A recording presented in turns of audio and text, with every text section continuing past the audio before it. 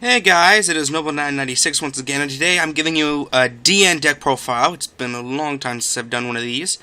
But anyway, this is a deck profile of Monarchs. Yes, I've always wanted to do a Monarch deck, so I thought, why not try it now?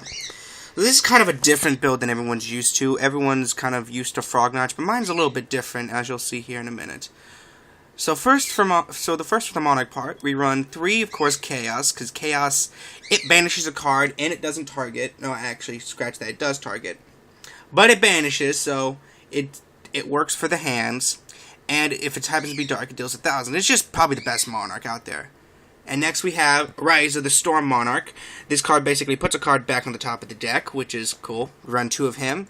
Next you run 2 Mobius, gets rid of back row. We run 1 Zarborg because destroying a monster is not that good especially this format. Because quite frankly the hands exist. Thank you, Konami. And next we run 1 Grammog. And I know people are kind of wondering why I'm not running more Grammog. Because it targets set cards, and set cards are good, but I think Mobius is a better effect. It can just destroy any spell or trap, no matter set or face up. Next, Mega Monarchs, we run 1 Grammog, the Mega Monarch. 1 Theatos for burn damage. Burn damage is always nice. 1 Razor, the Mega Monarch, and 1 Mobius, the Mega Monarch.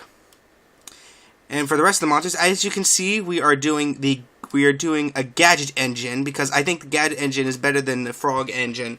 Even though frog is pretty good with the treeborn frog and stuff, it forces you not to play any back row, which I don't really like. I like to have this certain spell protection, but with this, you know, you can summon out a gadget, and then you get a gadget in your hand. So even if it gets destroyed, you are never, like, out of a monster to summon. You are constantly getting your monsters back.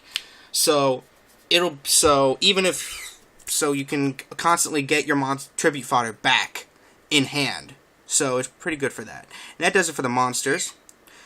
We are running, for spells, we're running 2 March of the Monarchs. I found 3 very clunky and not very good. March of the Monarchs is basically just X protection. It's a good card, don't get me wrong, but I mean, it's just not, it's cringeworthy. Next we have 2 Return of the Monarchs, basically our searchers for our Monarchs, for either a regular Monarch or a Mega Monarch. Really good. And of course we play the 3 Monarch Storm 4. This card is super amazing. I was not considering playing this until it came out on TCG, but I thought, you know what? It comes out like in 10 days for us in America, so I'm like, let's play it. And it's really good. It's basically a soul charge that doesn't target. Not soul charge. It's basically a soul stings that doesn't target. It's a quick play spell, and you can still conduct your battle phase. That's just awesome. For traps, we run 3 of the first Monarch. This card is really good. This allows us to bring out our good Mega Monarchs like Theatos, since we don't run the regular Monarch.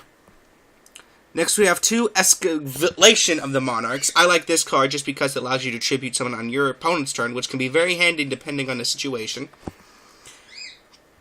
We also run 1 The Monarchs Awaken. This is basically just a last minute thing. If so happen you don't have your March of the Monarchs, it's basically just a last minute thing. Kind of a desperate move. And then for other traps, we run 2 Dimensional Prism, 2 Chains, and 1 Torrential Tribute. And as you can see, no extra deck because that totally goes against. I tried playing Monarchs with an extra deck variant, but I found that the spells and traps were way too important. I mean, this is the only one that requires me to have no extra deck in order to activate. These cards don't require. These cards let me have an extra deck. This card lets me have an extra deck. Okay, you cannot special summon the extra deck during turn. Most of them. Okay, so cannot special summon from the extra deck, cannot special summon from the extra deck. Okay, so most of them, for the most part, let you have an extra deck. It's just that, you know, the cards that don't are kind of important, so I just thought, you know what, no extra deck for me. So anyway, guys, that is my Monarch deck profile. I know it was kind of short, but I hope you guys liked it. Leave a comment below. Tell me what you think, if I like it better. Do you like this variant better? Do you like the Frog Narcs better? Please let me know. This is Noble996, and I will see yins later. Monarchs. Yeah! Finally, bitches.